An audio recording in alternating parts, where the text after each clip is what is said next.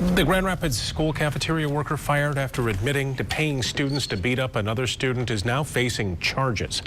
This happened earlier in the month at Campus Elementary School. 18-year-old Brooke Wilson Johnson is accused of offering two fourth graders $1 to beat up a student who had called her names. New tonight, 24-hour News 8's Heather Walker talked to the mom of the student who allegedly got the hit put out on him. She's live outside of that school. Brian, these allegations are terrible. The worker is facing 2 misdemeanors tonight. I spoke to the mom of the boy. She says she's happy that the woman is facing charges, but she doesn't want Brooke Wilson Johnson to ever work with kids again.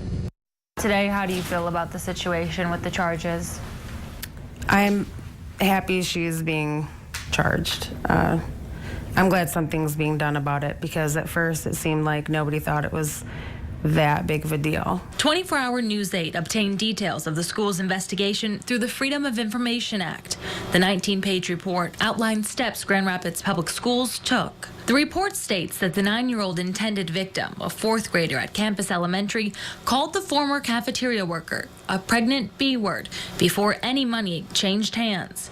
The school's investigation revealed the worker then gave 2 other 4th graders a total of $1 and told them to beat the boy up. They took food off his plate and threw it, pushed out of his chair, kicked, pushed on the ground. My son said that she just sat there and laughed. The district interviewed both students and employees who were there when the alleged incident happened. Several of the witnesses say that the suspect admitted to saying to the victim, quote, "I'm going to pay someone to beat you up."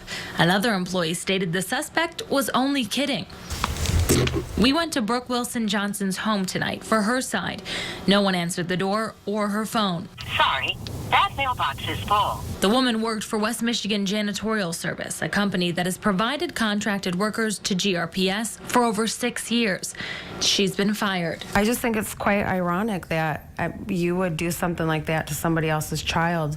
I mean, how would you feel if I found some kids to smack your kid around? I don't understand why a soon-to-be mother, would do something like that.